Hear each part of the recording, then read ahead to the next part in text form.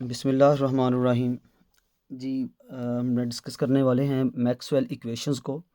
तो Maxwell equation जो है उसको डिस्कस करने के लिए सबसे पहले हमें ये बेसिक टर्मिनोलॉजीज़ जो हैं, जो हमने पिछली क्लासेस में पढ़ी हैं, उनको थोड़ा सा रिवाइज़ करेंगे ताकि हमें उस कंसेप्ट को समझना आसान हो जाए जो हमने मैक्सवेल इक्वेशन के अंदर सीखना है। मैक्सवेल इक्वेशन बेसिकली 4 लॉज हम जो पहले पढ़ चुके हैं बीएस के अंदर, उनकी डिफरेंशियल और इंटेग्रल फॉर्म जो हम इक्वेशंस बनाते हैं उनको कहा जाता है। अब हम पहले ये पॉइंट जो हैं इनको क्लियर करते हैं, उसके बाद हम बात करेंगे मैक्सवेल इक्वेशंस की। ये पॉइंट को समझना बहुत ज़्यादा ज़रूरी है, तभी आपको मैक्सवेल इक्वेशन जो है बहुत अच्छे से समझ आ सकती है। मैं बाकायदा यहाँ पे आपको मैक्सवेल इक्वेशन जो है उसकी डेरिवेशन करके दूंगा, हम उसकी इंटीग्रल फॉर्म भी ड्राइव कर लेंगे और डिफरेंशियल फॉर्म भी। तो चलते हैं पहले अपने ये मेन पॉइंट्स की तरफ। जब मेन पॉइंट हमारे क्लियर हो जाएंगे तभी हम जो है वो नेक्स्ट मैक्सवेल इक्वेशन जो है वो सॉल्व कर सकते हैं। तो सबसे पहले हम बात करते हैं इलेक्ट्रिक फ्लक्स की। अब इलेक्ट्रिक फ्लक्स क्या है? हमारे पास एक जगह पे चार्ज पड़ा है, उस चार्ज के सराउंडिंग में इलेक्ट्रिक फील्ड मौजूद है। हमने इलेक्ट्रिक फील्ड के साथ एक एरिया रख दिया। अब वो इलेक्ट्रिक फील्ड लाइनें उस एरिया में से गुजरती हैं। तो इलेक्ट्रिक फील्ड लाइनों का किसी एरिया में से गुजरना बेसिकली इलेक्ट्रिक फ्लक्स है, क्योंकि फ्लक्स का मतलब फ़्लो करना होता है। अगर फ़र्ज़ किया ये हमारे पास चार्ज है, ये लाइनें हैं इलेक्ट्रिक फील्ड और ये एरिया पड़ा है, इसमें से गुजर रही हैं। तो यहाँ पर हमने जो एफएससी में फार्मूला बताया गया था वो था phi E is equal to E dot A. Electric flux का नोटेशन जो है आप जानते हैं फाई ई है। अब ये हमारे पास जनरल फार्मूला हमने छोटी क्लासेस में सीखा है। अब हम क्या करते हैं, इसको स्मॉल पैचेस के लिए लिखते हैं। तो स्मॉल पैचेस के लिए जब हम लिखेंगे तो हमारे पास इसकी जो वैल्यू आएगी उसे कुछ इस तरह से डी इन दोनों के साथ लगा देंगे, तो ये आ जाएगा D phi E is equal to E dot D A. अब हम क्या करते हैं, इसको पूरे सरफेस के लिए फाइंड करना चाहते हैं, यानी पूरी सरफेस के ऊपर हमारे पास इलेक्ट्रिक फ्लक्स क्या है।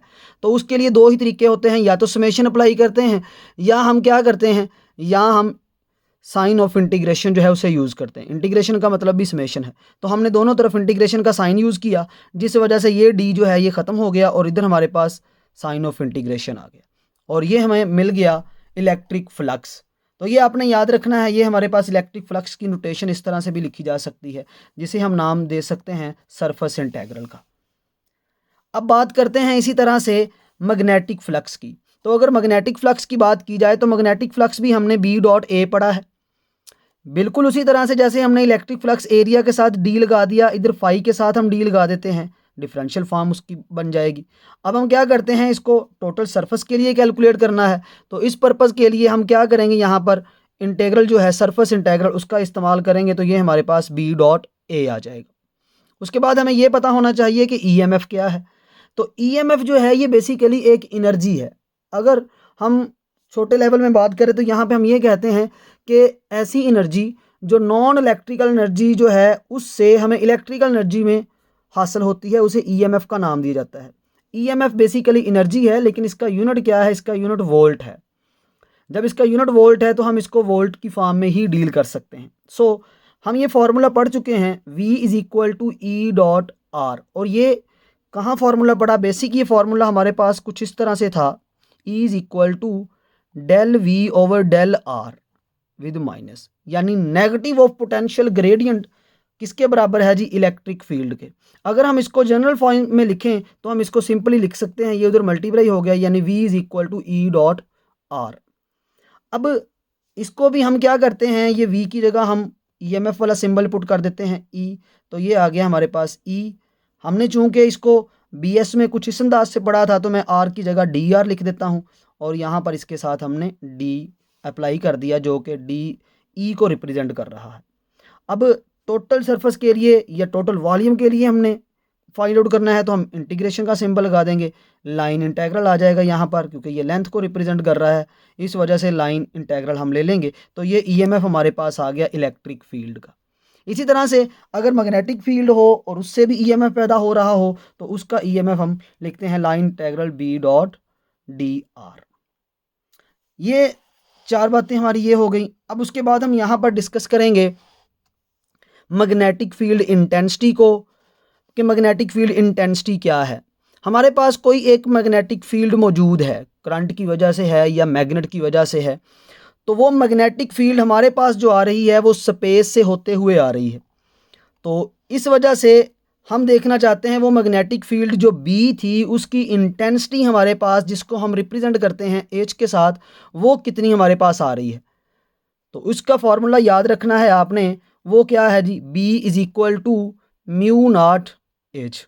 अब म्यू नॉट यहाँ पर क्या है, म्यू नॉट जो है ये basically permeability of free space है, और जिसकी वैल्यू हम पढ़ चुके हैं 4π10⁻⁷। इसी तरह से हमने दूसरा जो कंसेप्ट यहाँ पे समझना है वो क्या है, डिस्प्लेसमेंट वेक्टर का। अब डिस्प्लेसमेंट वेक्टर क्या है, डिस्प्लेसमेंट वेक्टर को हम डी से ज़ाहिर करते हैं, और ये बराबर है epsilon not into E. E electric field है और epsilon not permittivity of free space है, और permittivity of free space epsilon not जो है इसकी वैल्यू आपने याद रखनी है 8.85 मल्टीप्लाई 10⁻⁻12, ये इसकी वैल्यू है। इसके बाद हमने जो पॉइंट्स समझना है, जो पॉइंट जहन में रखना है, वो है चार्ज डेंसिटी का, कि चार्ज डेंसिटी हमारे पास किसके बराबर होती है। तो चार्ज डेंसिटी को हम रो से ज़ाहिर करते हैं, और ये रो हमारे पास बराबर है Q over volume. Charge per unit volume is called charge density. So volume इधर मल्टीप्लाई कर दें तो हम इसको लिखते हैं रो इनटू वॉल्यूम। अब इस वॉल्यूम को और इस चार्ज को हम जनरल करना चाहते हैं, तो उस पर्पज़ के लिए हम क्या करते हैं, दोनों तरफ डी अप्लाई करते हैं, तो हमारे पास ये डी क्यू आ जाएगा और ये हमारे पास डी वी आ जाएगा। अब दोनों साइडों पे हमने क्या किया जी, इंटेग्रल अप्लाई किया। तो यहाँ पे जब हम इंटेग्रल होगा, ये वॉल्यूम इंटेग्रल है, तो Q is equal to rho into D V आ जाएगा, जो कि चार्ज हमारे पास हमें मिल रहा होगा in the form of charge density. अब ये इस्तेमाल कहाँ करते हैं, ये हम वहाँ इस्तेमाल करते हैं जहाँ हमारे पास चार्ज की काउंटिंग जो है वो पॉसिबल ना हो, यानी एक से ज़्यादा चार्ज हम इस्तेमाल कर रहे हों, तो वहाँ पे हम चार्ज को यूज़ नहीं करते, बल्कि हम वहाँ पर चार्ज डेंसिटी की सेंस में चार्ज यूज़ करते हैं। तो ये आ जाएगा। इसी तरह से अगला पॉइंट हमने जो समझना है वो है करंट डेंसिटी। करंट डेंसिटी को जे से ज़ाहिर किया जाता है, और करंट डेंसिटी का जो फॉर्मूला है वो है current per unit area I over A. ये ए इस तरफ मल्टीप्लाई हो गया तो J A is equal to I आ जाएगा। सो जनरल करने के लिए डिफरेंशियल अप्लाई कर देंगे, तो ये डी आई और ये ए के साथ डी ए, इंटेग्रल लेंगे, ओवरऑल करंट हमारे पास जो आ जाएगा in the sense of current density वो आ जाएगा J dot D A is equal to I. अब यहाँ पर जो इंटेग्रल है ये कौन सा इंटेग्रल आएगा हमारे पास, ये आएगा सरफेस इंटेग्रल, क्योंकि जब भी हमने एरिया की बात करनी है, एरिया के लिए सरफेस यूज़ करना है, और अगर हम लेंथ की बात करेंगे तो लेंथ के लिए हमने लाइन इंटेग्रल को यूज़ करना है। अब आपने ये बात जहन में रखनी है कि हमारे पास चार्ज डेंसिटी और करंट डेंसिटी, इनका आपस में भी एक रिलेशन है। करंट डेंसिटी और चार्ज डेंसिटी का जो रिलेशन है उसको कहा जाता है इक्वेशन ऑफ कंटिन्यूटी, और इक्वेशन ऑफ कंटिन्यूटी जो है वो ये है del dot J is equal to minus partial rho over partial T. ये हमारे पास इक्वेशन ऑफ कंटिन्यूटी है। अब उसके बाद हमने 3 बातें जो हैं वो पहले समझ लेनी है। डेल जो है हमारे पास, अगर उसके साथ डॉट हो तो वर्ड यूज़ किया जाता है उसके लिए डाइवर्जेंस, और अगर डेल के बाद क्रॉस लगा हो तो इसके लिए हमने वर्ड लगाना होता है, वर्ड यूज़ करना है कर्ल, यानी कि जिसका मतलब रोटेशन है। और अगर अकेला ही डेल लगा हो किसी जगह पे, उसके साथ बाद डॉट ना हो, उसके बाद क्रॉस ना हो, तो हम उसको सिंपल ग्रेडियंट का नाम देते हैं। तो ये 3 बातें आपको पहले पता होनी चाहिए। और डेल जो है ये बजाते खुद किसके बराबर है, तो डेल आपने याद रखना है कि डेल हमारे पास बराबर होता है पार्शियल ओवर पार्शियल एक्स आई, पार्शियल ओवर पार्शियल वाई जे, पार्शियल ओवर पार्शियल जी के। ये हमारे पास डेल की वैल्यू है जो आपको पहले से पता होनी चाहिए। अब इसके बाद 2 बहुत ही इंपॉर्टेंट पॉइंट्स हैं जिनको हमने समझना है, क्योंकि पूरी की पूरी डेरिवेशन जो मैक्सवेल्स इक्वेशन की होती है वो इन्हीं 2 लॉ की बेस पे होती है। तो पहले लॉ का नाम है जी डाइवर्जेंस लॉ, और दूसरे लॉ का नाम है जी स्टोक्स लॉ।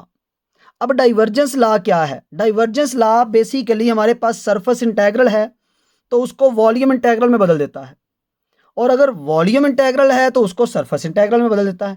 यानी अगर डाइवर्जेंस मौजूद होगा तो वो आपस में इंटेग्रल सरफेस का और इंटेग्रल वॉल्यूम का इंटरचेंज हो सकता है। तो ये देखिए यहाँ पर मैंने सिंपल कोई एक फंक्शन ए ले लिया, और ये ए जो है कोई वेक्टर हो सकता है, ए डॉट डी ए, और ये सरफेस इंटेग्रल है इधर।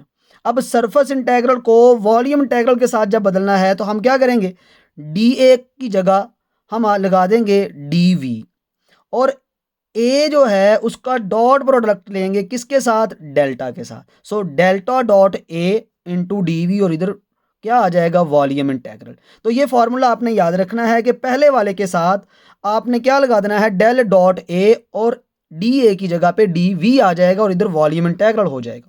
तो ये डाइवर्जेंस लॉ है। स्टोक्स लॉ क्या है जी? Stokes law basically line integral को सरफेस में बदल देता है, यानी सरफेस इंटेग्रल में बदल देता है, एरिया वाले के अंदर बदल देता है। सरफेस इंटेग्रल मतलब एरिया।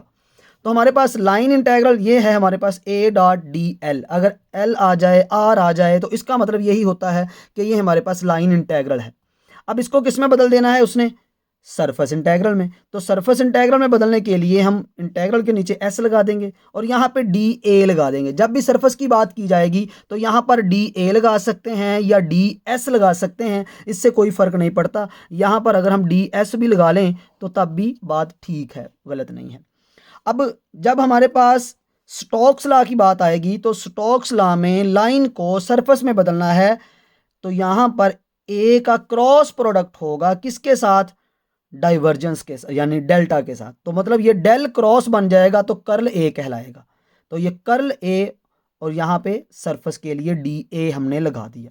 तो ये हमारे पास स्टोक्स लॉ है। अब ये दो लॉ जो है बहुत इंपॉर्टेंट है, ये दोनों आपको अच्छे से पता होने चाहिए कि कब लगाने हैं। अगर लाइन इंटेग्रल हो तो सरफेस इंटेग्रल बनाने के लिए स्टोक्स लॉ लगाया जाता है, और अगर डाइवर्जेंस लॉ अप्लाई करना हो तो हम देखते हैं कि सरफेस इंटेग्रल है तो वॉल्यूम बनाना है, अगर वॉल्यूम इंटेग्रल है तो सरफेस इंटेग्रल बनाना है। डिपेंड करता है सिचुएशन के ऊपर कि सिचुएशन कैसी है।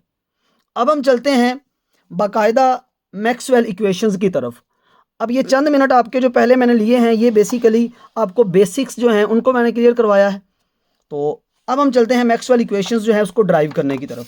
तो मैक्सवेल इक्वेशन बेसिकली मैंने जैसे बताया कि 4 लॉ हैं जिनकी हम नाम देते हैं। 4 लॉज हमने पहले से पढ़े हैं। अब उन्हीं 4 लॉज जो है उसको हमने यहाँ पर इलेबोरेट भी करना है और वहाँ से हम मैक्सवेल इक्वेशन जो है वो बनाएंगे। तो पहला है हमारे पास गाज़िस लॉ फॉर इलेक्ट्रिक फील्ड। तो मैं एफएससी के लेवल से बात शुरू करता हूँ ताकि हम यहाँ पर आसानी से पहुँच सकें और कॉन्सेप्ट हमारा क्लियर हो सके। तो देखिए गाज़िस लॉ हमने इलेक्ट्रिक फील्ड की सेंस में जो पढ़ा था वो था इलेक्ट्रिक फ्लक्स जो है किसी भी क्लोज्ड सरफेस का वो हमेशा किसके बराबर होता है, 1/ε0 times total charge in closed the shape. हमारे पास कोई भी शेप है जो क्लोज शेप होनी चाहिए जिसे गाजियन शेप कहा जाता है, उसमें जितने चार्ज होंगे उन चार्जेस को 1/ε0 से मल्टीप्लाई करेंगे तो इलेक्ट्रिक फ्लक्स आ जाएगा। अब मैंने कहा कि चार्ज हो सकता है हमारे पास ज़्यादा हो सकता है चार्ज एक हो, तो हम इस चार्ज की जगह पर चार्ज डेंसिटी का कंसेप्ट जो है वो इस्तेमाल करते हैं। तो इसलिए इस Q की जगह पे हम इस्तेमाल करेंगे ये वैल्यू जो अभी हमने डिस्कस की, और वो है जी चार्ज डेंसिटी के सेंस में हमारे पास ये आ गया जी Q is equal to rho D V. अब हम यहाँ पर ये वैल्यू पुट कर देते हैं तो 1/ε0 मल्टीप्लाई बाय ये आ जाएगा रॉ इंटू डी वी। अब चूंकि ये इलेक्ट्रिक फ्लक्स है और इलेक्ट्रिक फ्लक्स हम पीछे ड्राइव कर चुके हैं, तो इलेक्ट्रिक फ्लक्स किसके बराबर है, ये देखें इलेक्ट्रिक फ्लक्स ई डॉट डी ए। तो अब यहाँ पर हम ई डॉट डी ए जो है ये पुट कर देते हैं, तो ये ई डॉट डी ए। तो ये हमारे पास इलेक्ट्रिक फ्लक्स आ गया। बेसिक डेफिनेशन ये है, लेकिन जनरलाइज करने के लिए उसको हम इस फॉर्म में लिख सकते हैं। अब देखें, अभी हमने पढ़ा डाइवर्जेंस थ्योरम और स्टोक्स थ्योरम। अब डाइवर्जेंस थ्योरम और स्टोक्स थ्योरम में से हम कौन सा थ्योरम यहाँ पे इस्तेमाल कर सकते हैं।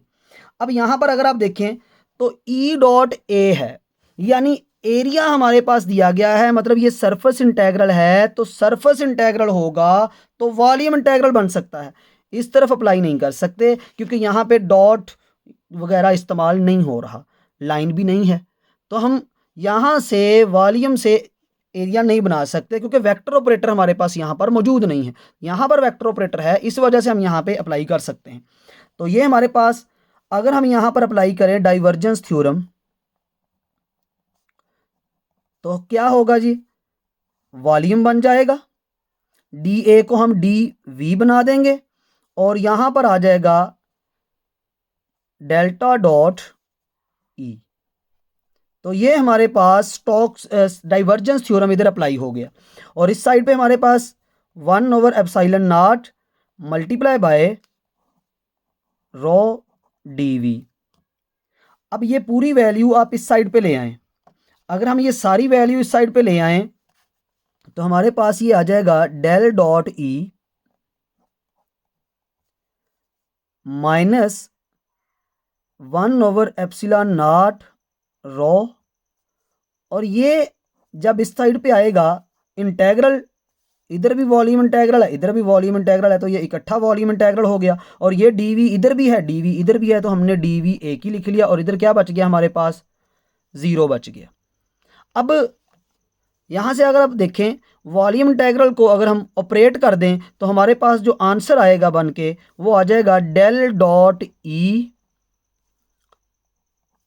Minus one by epsilon nought into rho is equal to 0।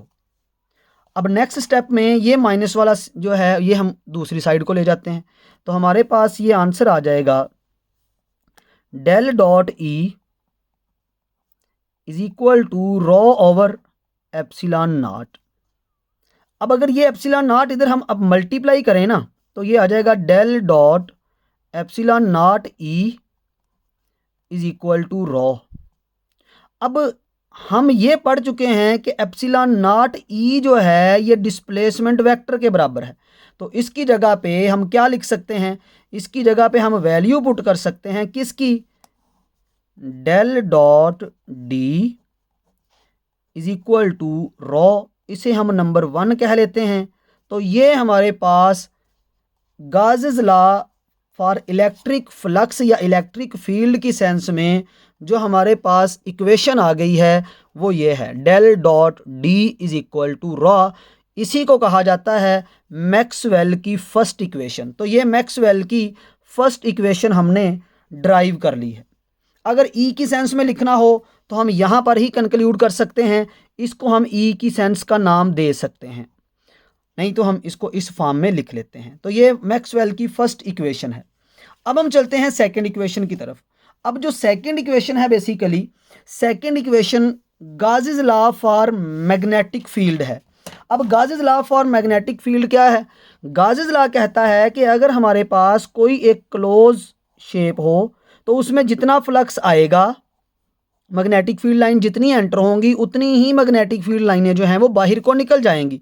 यानी उसने कहा कि मैग्नेटिक फ्लक्स जो होता है वो हमेशा 0 के बराबर होता है। यानी इसका एक ये मतलब भी है कि मोनोपोल जो है वो एग्जिस्ट नहीं करता किसी भी मैग्नेट का, मोनोपोल जो है वो कभी भी एग्जिस्ट नहीं करता। यानी हमारे पास जो मैग्नेट होता है उस मैग्नेट के 2 पोल होते हैं, एक नॉर्थ और एक साउथ।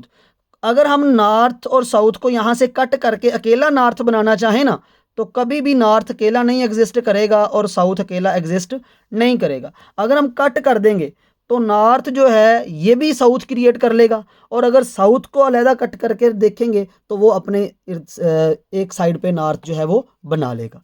तो इसको अगर हम फॉर्म में लेके आए बेसिक फॉर्म में, तो हमारे पास फाई एम हमने जो फाइंड किया है मैग्नेटिक फ्लक्स वो किसके बराबर है, तो वो हमने इसके बराबर पढ़ा है जी, बी डॉट डी आर। अब ये वैल्यू हम यहाँ पुट कर देते हैं, तो ये हमारे पास मैग्नेटिक फ्लक्स ये मैग्नेटिक फ्लक्स है बी डॉट डी ए। तो ये हमने यहाँ पर बी डॉट डी ए पढ़ा है। अब ये वैल्यू हम यहाँ पर पुट करते हैं तो हमारे पास ये आ जाएगा B dot D A is equal to 0। अब क्योंकि एरिया है तो इसका मतलब ये सरफेस इंटेग्रल होगा। अब सरफेस इंटेग्रल को हमने किस में बदल देना है, सरफेस इंटेग्रल को, क्योंकि डॉट प्रोडक्ट अप्लाई हो रहा है तो हम यहाँ पर डाइवर्जेंस थ्योरम अप्लाई कर सकते हैं जो कि वॉल्यूम में बदल देगा। सो ये हमारे पास डी ए किस में बदल गया, डी वी में, और इसकी जगह हमारे पास आ जाएगा डेल डॉट बी, और यहाँ पर volume integral is equal to 0। अगर हम इंटीग्रेशन ऑपरेट कर दें तो हमारे पास जो आंसर निकल के आएगा वो आ जाएगा del dot B is equal to 0। So ये जो इक्वेशन आ गई है, इस इक्वेशन को हम नाम देते हैं मैक्सवेल की सेकंड इक्वेशन। तो ये मैक्सवेल की थी हमारे पास फर्स्ट इक्वेशन और ये है मैक्सवेल की सेकंड इक्वेशन। तो ये दो इक्वेशन हमने बड़ी आसानी से ड्राइव कर ली। अक्सर बच्चों का ये क्वेश्चन होता है कि ये इक्वेशंस आई कहाँ से हैं, हम रट्टा लगाने की कोशिश करते हैं। रट्टा नहीं लगाना, आपने बेसिक कंसेप्ट को समझ कर ड्राइव कर लेनी है ताकि आपको याद हो जाए आसानी से। तो ये हमने इसको ड्राइव कर लिया। अब हम चलते हैं नेक्स्ट लॉ की तरफ और वो है फैराडे लॉ। अब ये ज़रा लॉ तवज्जो से आपने समझना है। फैराडे लॉ हमने एफएससी में पढ़ा था, उसी से मैं बात शुरू करता हूँ। तो फैराडे लॉ हमने पढ़ा था phi is equal to minus N D phi M over D T, यानी अगर हम मैग्नेटिक फ्लक्स को चेंज करते हैं तो ईएमएफ प्रोड्यूस हो जाती है। ये हमने एफएससी में पढ़ा था, मैग्नेटिक फ्लक्स को चेंज करना अकॉर्डिंग टू टाइम, तो वहाँ से हमें जो वैल्यू मिलती है वो किसकी मिल जाती है जी, ईएमएफ की। अब ईएमएफ जो हमें मिल रही है वो चूँकि करंट की सेंस में मिल रही है और करंट इलेक्ट्रिक में आ रहा है, तो यहाँ पर हम कह सकते हैं कि ये हमारे पास ईएमएफ जो है इलेक्ट्रिक ईएमएफ है। तो यहाँ से हम क्या करते हैं, ईएमएफ की वैल्यू जो इलेक्ट्रिक फील्ड में पढ़ चुके हैं हम, वो वैल्यू यहाँ पे पुट करते हैं। तो इलेक्ट्रिक फील्ड की ईएमएफ जो है ये रही हमारे पास ई डॉट डी आर। अब ये वैल्यू हम क्या करते हैं, इस जगह पे पुट कर देते हैं। सो हमारे पास ये वैल्यू बन के आ जाएगी ई डॉट डी आर भी कह सकते हैं, डी एल भी कह सकते हैं, आपकी चॉइस है, डी आर या डी एल। जब आर आ जाएगा तो हम इसको लाइन इंटेग्रल का नाम देंगे। अब एन यहाँ पे नंबर को रिप्रेजेंट कर रहा है तो एन की जगह हम यहाँ पर 1 पुट कर देते हैं। सो हमारे पास जो रिमेनिंग आ गया वो आ गया minus D phi M over D T. अब अगर हम डी की बजाय इसको पार्शल में लिख दें तो इससे कोई फ़र्क नहीं पड़ता, तो हम इसको ऐसे लिख देते हैं minus partial over partial T. अब ये फाई एम है जो कि मैग्नेटिक फ्लक्स को बता रहा है, तो हम पढ़ चुके हैं मैग्नेटिक फ्लक्स किसके बराबर है, तो ये देखें मैग्नेटिक फ्लक्स ये हमारे पास पड़ा है। अब बी डॉट डी ए ये यहाँ पुट कर दें, तो जब हम यहाँ पुट करेंगे integral B dot D A, और इधर क्या है हमारे पास line integral E dot D R या डी एल। अब आप देखें यहाँ पर हमारे पास लाइन इंटेग्रल है, लेकिन दूसरी साइड पे हमारे पास सरफेस इंटेग्रल आ रहा है चूँकि एरिया है। तो हमने क्या करना है, लेफ़्ट साइड को, जैसे ऊपर हमने लेफ़्ट साइड पे डाइवर्जेंस थ्योरम अप्लाई किया क्योंकि सरफेस था हमारे पास, तो सरफेस से हमने लाइन वॉल्यूम इंटेग्रल बना लिया क्योंकि दूसरी साइड पे वॉल्यूम इंटेग्रल पड़ा था। अब यहाँ पर लाइन इंटेग्रल है तो हम सरफेस इंटेग्रल बनाएंगे। तो जब हमने लाइन से सरफेस इंटेग्रल बनाना है तो हम अप्लाई करते हैं स्टोक्स थ्योरम। तो यहाँ पर अब हम क्या करेंगे, अप्लाई स्टोक्स थ्योरम। तो स्टोक्स थ्योरम क्या करता है, हम पढ़ चुके हैं, स्टोक्स थ्योरम का काम है वो लाइन इंटेग्रल को सरफेस इंटेग्रल में बदल देता है।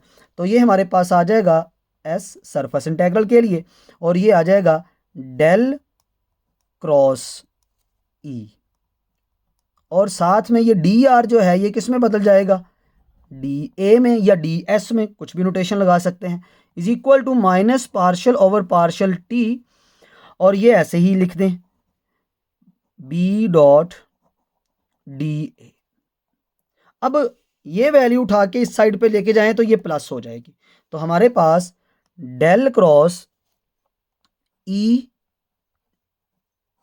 जब ये इस तरफ आके प्लस होगी तो ये कॉमन है दोनों, ये भी, तो ये हम बाद में लिख लेंगे, इधर आ जाएगा plus partial over partial T और इधर बी आ जाएगा, और सारे के बाहर हमने क्या लिख लिया, डी ए, और बाहर यहाँ पर surface integral is equal to 0, क्योंकि ये सारी वैल्यू उठा के हम इस साइड पे ले आए, इस वजह से इस साइड पे क्या बच गया, 0 हमारे पास बच गया। अब हम क्या करते हैं, ये इंटेग्रल अगर ऑपरेट करना चाहें तो हमारे पास ये आंसर निकल के आ जाएगा, del cross E plus partial B over partial T is equal to 0। No अब ये वैल्यू जो है इसको आप दूसरी साइड पे ले जाएं तो ये हमारे पास आ जाएगा del cross E is equal to minus partial B over partial T. ये हमारे पास जो इक्वेशन आ गई है, इस इक्वेशन का नाम है मैक्सवेल की थर्ड इक्वेशन। तो ये हमारे पास थर्ड इक्वेशन निकल के आ गई है जी मैक्सवेल की। देखें ये फैराडे लॉ हमने पढ़ा था एफएससी में, उसी को जनरलाइज करते गए तो हमारे पास क्या आ गई, मैक्सवेल की तीसरी इक्वेशन आ गई। तो ये मैक्सवेल की तीसरी इक्वेशन यहाँ पे क्या बता रही है, ये हम नेक्स्ट लेक्चर में डिस्कस करेंगे। लेकिन यहाँ पे मैग्नेटिक फील्ड आप देख सकते हैं चेंज हो रही है अकॉर्डिंग टू टाइम, तो हमें कर्ल ऑफ इलेक्ट्रिक फील्ड मिल रहा है, यानी रोटेशन मिल रही है इलेक्ट्रिक फील्ड की, सिर्फ इलेक्ट्रिक फील्ड जनरल नहीं मिल रही, रोटेशन ऑफ इलेक्ट्रिक फील्ड मिल रही। अब हम डिस्कस करते हैं मैक्सवेल की फोर्थ इक्वेशन की तरफ। तो मैक्सवेल की फोर्थ इक्वेशन जो है उसको ड्राइव करने के लिए हम क्या करते हैं, यहाँ पर एम्पेयर लॉ जो है इसका सहारा लेते हैं। अब एम्पेयर लॉ जो है इसकी हमने डेफिनेशन भी पढ़ी है एफएससी क्लासेस के अंदर, कि हमारे पास अगर एक जगह पे करंट एलिमेंट है और इस करंट की वजह से इसकी सराउंडिंग में मैग्नेटिक फील्ड पैदा हो जाएगी, और ये इसके हमने लेंथ एलिमेंट किए हुए थे, तो हमारे पास यहाँ पर मैग्नेटिक फील्ड का और यहाँ पर जो करंट है उसका रिलेशन हम एम्पेयर लॉ में पढ़ चुके हैं, और वो किसके बराबर था, वो हमने पढ़ा है जी, वो बराबर है B dot L is equal to mu not I. अब ये वैल्यू हम एफएससी की क्लासेस के अंदर पढ़ चुके हैं।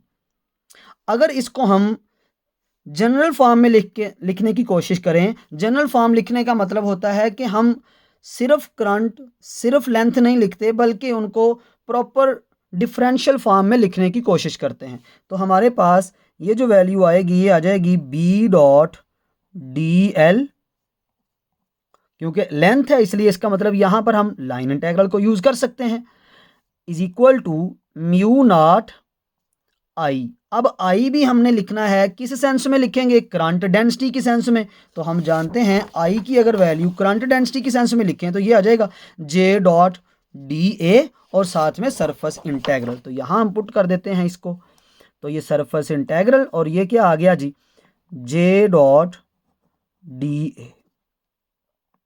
अब यहाँ पर देखिए एक तरफ लाइन है और एक तरफ सरफेस है। अगर हम सरफेस से लाइन की तरफ जाना चाहें तो हम क्या करेंगे, यहाँ पर अप्लाई नहीं कर सकते, क्योंकि हमारे पास सरफेस की साइड पे क्या आना चाहिए, क्रॉस आना चाहिए, लेकिन यहाँ पर ऐसा नहीं है। तो हम क्या करेंगे, यहाँ पर स्टोक्स थ्योरम जो है इस साइड पे अप्लाई करेंगे, और ये क्या करेगा, लाइन को सरफेस में बदल देगा। तो लाइन इंटेग्रल को सरफेस इंटेग्रल में बदलने के लिए हम यहाँ पर स्टोक्स थ्योरम जो है वो अप्लाई करते हैं। तो स्टोक्स थ्योरम हमारे पास क्या निकल के आएगा, यहाँ पर ये सरफेस बन गया इंटेग्रल, और ये आ गया del cross B, D L की जगह हमने लगा दिया है डी ए, क्योंकि सरफेस एरिया में बदलना है हमने, और इधर mu naught J dot D A, और ये आ गया सरफेस। अब बिल्कुल उसी तरह से जैसे फैराडे लॉ में किया, इसको आप इस साइड को लेके आए, तो ये हमारे पास सरफेस और ये del cross B into D A. ये वेक्टर नोटेशन जो है ये लाजमी आपने इसका ख्याल रखना है, minus mu naught surface J dot D A is equal to 0। अब जो कॉमन आ रहा है कॉमन ले लें, तो ये आ जाएगा del cross B minus mu naught J D A is equal to 0। ये सरफेस इंटेग्रल है। अब सरफेस इंटेग्रल जो है हम क्या करते हैं, उसे ऑपरेट कर देते हैं दोनों साइडों पे। जब सरफेस इंटेग्रल को हम दोनों साइडों पे ऑपरेट कर देते हैं तो हमारे पास जो इक्वेशन निकल के आ जाती है वो आ जाएगी del cross B minus mu naught J is equal to 0। So del cross B is equal to mu naught J. अब ये हमारे पास मैक्सवेल इक्वेशन जो है, मैक्सवेल की इक्वेशन है, लेकिन मैक्सवेल इस इक्वेशन से सेटिस्फाई नहीं था, इसलिए हम इसको प्रॉपर मैक्सवेल की इक्वेशन का नाम नहीं देते, हम इसको सिंपल नाम दे देते हैं differential form of ampere law. तो ये differential form of ampere law है। लेकिन हमने अब करना क्या है, अब हमने इस डिफरेंशियल फॉर्म से मैक्सवेल इक्वेशन बनानी है। अब कैसे बनाएंगे, अब हम क्या करते हैं, दोनों तरफ डेल जो है वो अप्लाई कर देते हैं, डेल डॉट, यानी डाइवर्जेंस अप्लाई करते हैं। तो जब हम डाइवर्जेंस अप्लाई करेंगे दोनों साइडों को, तो हमारे पास क्या होगा जी, कुछ इस तरह का रिलेशन आ जाएगा। हमने क्या किया, यहाँ पर अब डेल अप्लाई करना है।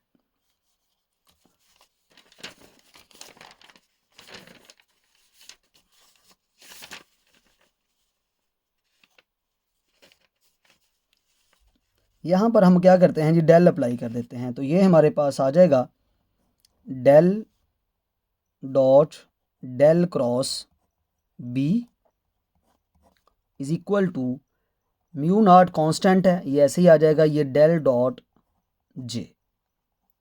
अब ज़रा देखें, अगर आप म्यू नॉट को इस तरफ ले जाएं, ये म्यू नॉट इधर जाके डिवाइड हो जाए, तो इसे आप ऐसे भी लिख सकते हैं, del cross B over mu naught is equal to del dot J. अब हमारे पास ये बी ओवर म्यू नॉट जो है, क्योंकि ये डाइवर्जेंस ऑफ कर्ल आ जाता है, कि ये मैग्नेटिक फील्ड वेक्टर है, तो जब डाइवर्जेंस ऑफ कर्ल आए या कर्ल ऑफ डाइवर्जेंस आ जाए, तो इसका आंसर सारे का 0 हो जाता है। तो ये आ गया 0, तो ये आ गया del dot J is equal to 0। अगर हम इसी इक्वेशन को मान ले मैक्सवेल इक्वेशन, तो इसके मुताबिक इक्वेशन ऑफ कंटिन्यूटी को अगर आप देखें, इक्वेशन ऑफ कंटिन्यूटी जो है वो वायलेट कर जाती है। ये हम पढ़ चुके हैं, ये इक्वेशन ऑफ कंटिन्यूटी कहती हैं डेल डॉट जे जो है वो minus partial over partial T के बराबर है, यानी कि डेल डॉट जे का आंसर 0 नहीं आना चाहिए, लेकिन यहाँ पर अगर आप देखें तो ये आंसर 0 आ गया। मैक्सवेल ने इसी वजह से इसको अपनी इक्वेशन नहीं माना, उसने इसमें थोड़ी सी चेंजिंग की है। अब वो क्या चेंजिंग की है उसे हम देखते हैं।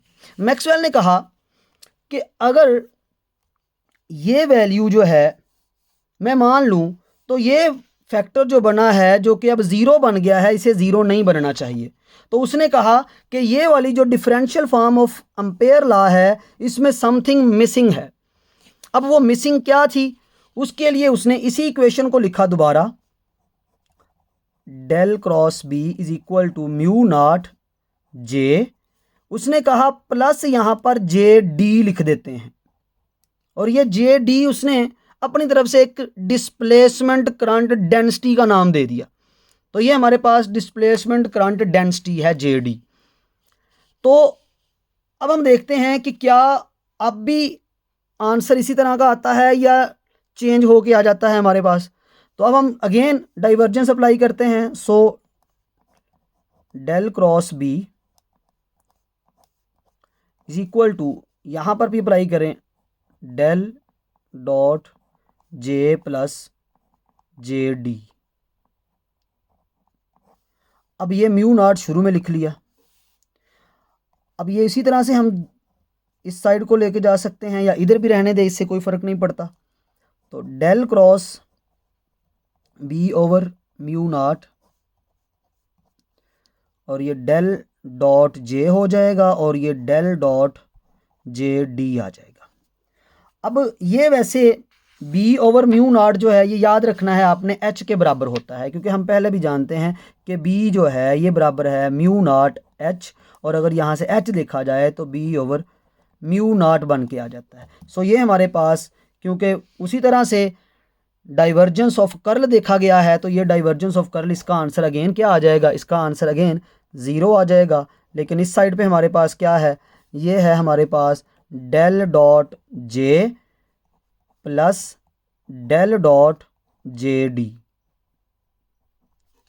अब ये वैल्यू जो है हम इस साइड को ले आते हैं, तो जब हम ये वैल्यू इस तरफ लेके आते हैं तो ये आ गया आपके पास del dot J is equal to del dot J D.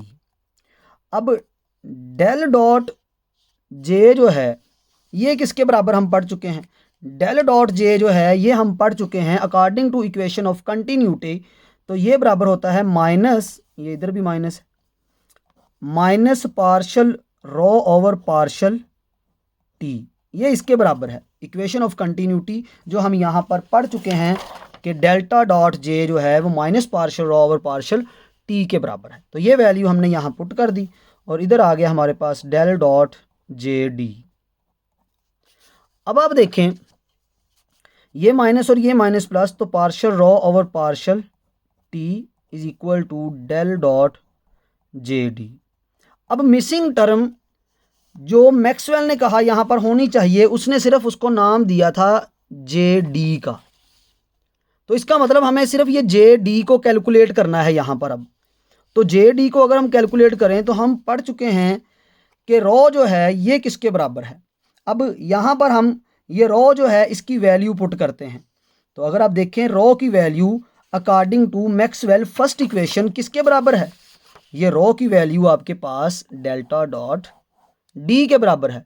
तो ये वैल्यू जो है हम क्या करते हैं यहाँ पर पुट कर देते हैं, तो ये पार्शल ओवर पार्शल टी और यहाँ पर आ गया del dot D is equal to del dot J D.